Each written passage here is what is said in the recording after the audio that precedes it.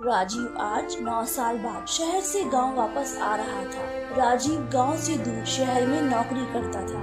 जैसे ही राजीव के गांव के पास वाले बस स्टैंड पर बस रुकी, राजीव ने बस से उतरकर चारों तरफ देखा। उसके गांव की तरफ जाने के लिए कोई टैक्सी न थी।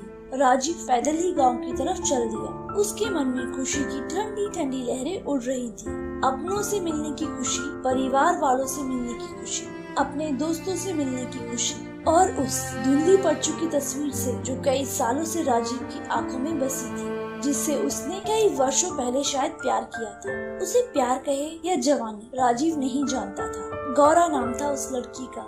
गदराई जवानी और सुंदर गोल चेहरा, मगर न राजीव ने उसे कभी पाना चाहा था और न गौरा ने कभी राजीव को अपना जीवन साथी माना था। बस जवानी के दिन थे और दो प्यासे जवान दिल बहक गए थे। अब तो शायद गौरा की शादी हो चुकी होगी या अभी भी वो कुंवारी हो, राजीव नहीं जानता था। राजीव इन्हीं ख्यालों में खोया ना जाने कब गांव के पास पहुंच गया। राजीव ने देखा सामने पीपल के पेड़ के नीचे एक सफेद साड़ी में लिपटी हुई एक लड़की बैठी थी। राजीव ने उसका चेहरा ध्यान से देखा तो उस चेहरे में वह धुंधली तस्वीर नजर आ रही थी जो राजीव की आंखों में बसी हुई थी। गौरा, तो राजीव पास पहुंचते हुए बोला। गौरा ने राजीव की तरफ देखा। दोनों की आंखों में आंसू बहने लगे। गौरा, तुम ऐसे हाल में और गांव से बाहर क्यों हो? क्या है ये सब? राजीव गौरा के पास बैठते हुए बोला। राजीव, एक आवाज पीछे से सुनाई दी। राजीव ने पलट कर देखा। उसकी माँ दौड़ी चली आ रही थी। राजीव की माँ ने आकर राजीव को गले लगा लिया। बेटा, तू इस डायन से बात कर रहा था? चल जल्दी, तेरी नजर कटवानी होगी। इस चुड़ैल की जरूर तुझे नजर लग गई होगी। राजीव की माँ गौरा को खा जाने वाली नजरों से घूरते हुए बोली। माँ, आप ये क्या कह रही हैं? राजीव माँ की तरफ देखते हुए बोला।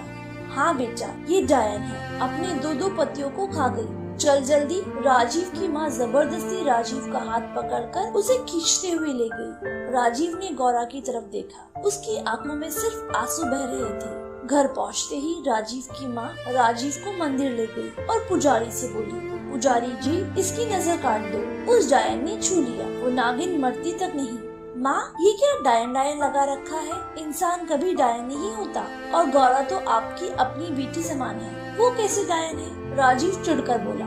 बेटा, तू नहीं जानता, गौरा मनहूस है, डायन है, अपने दो पति को खा गई और जो भी उसका मनहूस चेहरा देख लेता है उसका पूरा का पूरा दिन मुसीबतों से गुजरता है। भगवान उसकी हाय तुझे ना बैठे। राजीव पढ़ा लिखा समझदार था। वो इन बातों पर विश्वास नहीं रखता था। वह जानता था यह सब गांव वालों का अंधविश्वास है। शाम का समय हो चुका था। राजीव का दिल भारी भारी था। उसे ना गांव में अच्छा लग रहा था ना परिवार में। उसकी आंखों में बार बार गौरा का आंसुओं से भरा हुआ चेहरा तैर रहा था। राजीव गांव से बाहर उस पीपल के पेड़ के नीचे पहुंचा। गौरा, राजीव गौरा के पास बैठते हुए बोला। राजीव, तुम यहाँ क्यों आए हो? गौरा राजीव की तरफ देखते हुए बोली। गौरा, तूने क्या कर लिया अपनी जिंदगी को? पागलों जैसी हालत बना ली। तू तो पढ़ी लिखी समझदार थी, फिर भी। राजीव, सब किस्मत का खेल है और फिर यह समाज किताबों और कहानियों की बातों को कम मानता है। इनके अलग रीति रिवाज है। हम कितने ही समझदार क्यों ना हो, लेकिन समाज और परंपराओं से थोड़ी अकेले लड़कर जीत सकेंगे।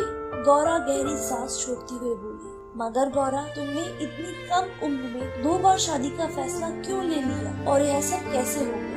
राजीव, मैंने कब शादी का फैसला लिया? मैं तो पढ़ना चाहती थी, मगर यह परिवार वालों का फैसला था। मगर एक समझदार होने के नाते मैंने उनके फैसले को टुकराया नहीं। जिस लड़के से शादी हुई, शादी के कुछ दिन बाद एक सड़क हादसे में उसकी मौत हो गई और मैं विधवा हो गई। ससुराल से वापस मुझे गाँव भगा दिया। इस घटना के कुछ ही दिन बाद बाबा ने एक 50 साल के वृद्ध लड़के से मेरी शादी कर दी। मैं अपने बूढ़े बाबा पर बोझ नहीं बनना चाहती थी, इसीलिए खुशी खुशी ससुराल चली गई। मगर राजीव, मेरे सारे सपने टूटकर बिखर चुके थे। फिर भी मैंने सोचा एक विधवा की जिंदगी जीने से तो अच्छा है एक वृद्ध के साथ उम्र गुजार दूं। लेकिन राजीव, वो लड़का शराबी और दिल का मरीज था और एक दिन वह मुझे अकेला छोड़कर इस दुनिया से चला गया। ससुराल वालों ने मुझे ना जाने क्या क्या कहा, मनहूस, चुड़ैल, डायन और मुझ पे इतने सितम ढाए कि मुझे मायके आने पर मजबूर कर दिया।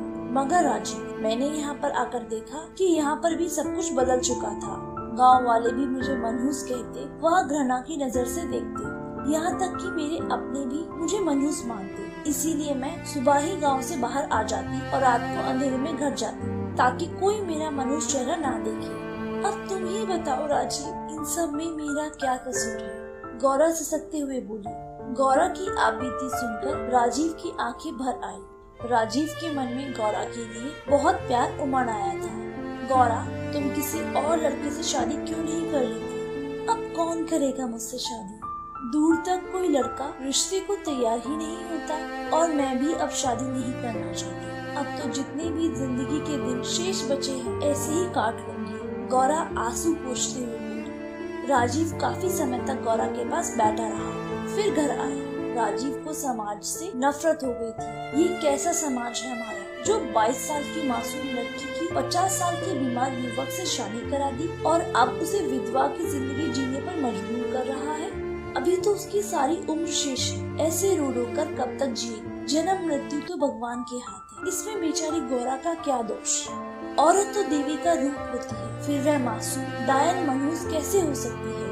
यह हमारा समाज कैसी अंधविश्वास की परंपराओं से घिरा है। राजीव इन्हीं विचारों में खोया रहता और आज 7 दिन बीत चुके थे। राजीव पुनः वापस शहर जा रहा था, मगर उसका दिल रो रहा था। उसके माता पिता उसे गांव के दूसरे रास्ते से बस स्टैंड लाए थे। वह नहीं चाहते थे कि उसका लड़का गौरा का मनहूस चेहरा देखे। राजीव बस स्टैंड पर बैठा था। माता पिता वापस गांव लौट चुके थे, मगर राजीव की आंखों में गौरा का चेहरा था और वह दर्द भरे शब्द बार बार उसके कानों में गूंज रहे थे। राजीव वापस गांव की तरफ चल दिया। देखा, गौरा घुटनों में सिर झुकाए बैठी थी। गौरा, मैं वापस शहर जा रहा हूँ और शायद कई सालों बाद वापस आऊंगा या ना भी आऊँ, मगर मैं तुमसे कुछ पूछने आया हूँ। राजीव गौरा के सामने खड़ा होकर बोला। गौरा राजीव को सावलिया नजरों से देख रही थी। गौरा, क्या तुम मुझसे शादी करेगी? गौरा राजीव को आश्चर्य से देखे जा रही थी और उसकी आंखों से आंसू झलकने लगे। गौरा, अगर तुम्हें लगता है कि मेरे साथ तुम खुश रह सकती हो तो तुम्हारे लिए चलो एक नई सुबह इंतजार कर रही है। आओ गौरा, तुम्हारे लिए हमारे दिल में बहुत प्यार है। गौरा एक पल राजीव को देखती रही और फिर राजीव की बाहों में समा गई और दोनों एक नई मंजिल की तरफ निकल गए। धन्यवाद दोस्तों। Thank you for watching. Video को लाइक करो और अगले वीडियो के लिए चैनल को सब्सक्राइब करो।